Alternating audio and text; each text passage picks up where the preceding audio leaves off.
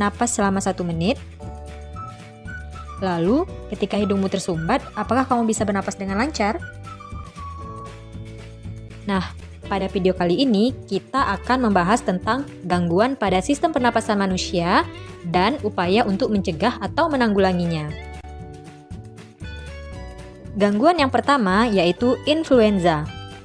Influenza disebabkan oleh infeksi virus influenza. Orang yang terkena influenza biasanya akan mengalami gejala seperti demam dengan suhu yang lebih dari 39 derajat Celcius, kemudian pilek, bersin-bersin, batuk, sakit kepala, nyeri pada otot, dan rongga hidung yang terasa gatal. Untuk mencegah influenza, ada beberapa hal yang bisa kita lakukan. Yang pertama, dengan menggunakan masker ketika berpergian atau ketika berinteraksi dengan orang lain. Karena virus influenza ini bisa menyebar melewati udara. Dengan menggunakan masker, maka virus tadi bisa tertahan oleh masker yang kita gunakan. Yang kedua, rajin mencuci tangan dengan menggunakan sabun, sehingga semua kuman-kuman penyakit bisa mati dan tidak masuk ke dalam tubuh kita. Dan yang terakhir, jangan lupa untuk makan makanan yang bergizi untuk meningkatkan sistem kekebalan tubuh kita. Penyakit yang kedua yaitu tonsilitis atau radang amandel. Tonsilitis ini disebabkan oleh infeksi virus dan bakteri. Biasanya, orang yang menderita tonsilitis akan mengalami sakit pada tenggorokan, amandelnya mengalami peradangan, batuk, sakit kepala, sakit pada bagian leher atau telinga, dan juga demam.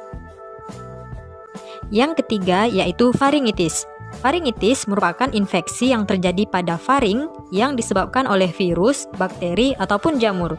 Gejala umum dari faringitis yaitu sakit pada tenggorokan dan rasa nyeri saat menelan makanan. Ketika kamu mengalami faringitis, sebaiknya kamu mengkonsumsi antibiotik dan antifungi yang didapat melalui resep dokter. Dan jangan lupa untuk mengkonsumsi makanan yang bergizi. Gangguan yang keempat yaitu pneumonia atau radang paru-paru. Radang paru-paru merupakan infeksi pada bronkiolus dan alveolus akibat dari infeksi virus, bakteri, jamur, atau parasit lainnya. Penderita radang paru-paru biasanya menunjukkan gejala seperti demam, batuk berdahak, tidak enak badan, sakit pada bagian dada, dan terkadang mengalami sulit bernafas.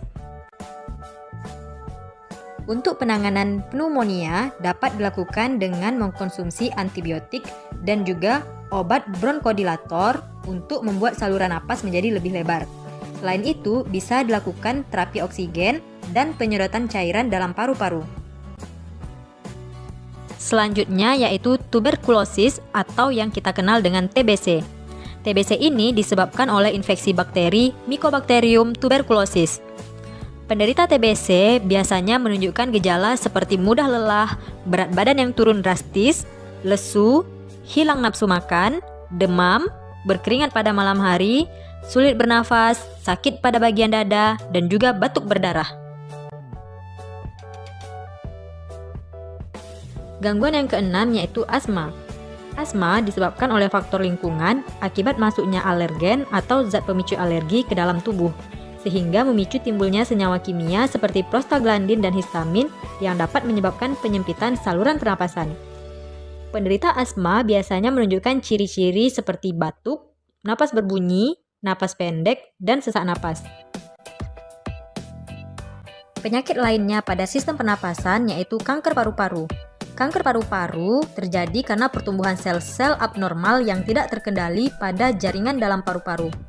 Penderita kanker paru-paru akan menunjukkan gejala batuk yang disertai darah, berat badan yang berkurang secara drastis, napas menjadi pendek, dan sakit pada bagian dada. Demikianlah pembahasan tentang sistem pernapasan manusia dan upaya untuk mencegah atau menanggulanginya. Terima kasih sudah menyaksikan. Ketemu lagi di video-video selanjutnya. Assalamualaikum warahmatullahi wabarakatuh.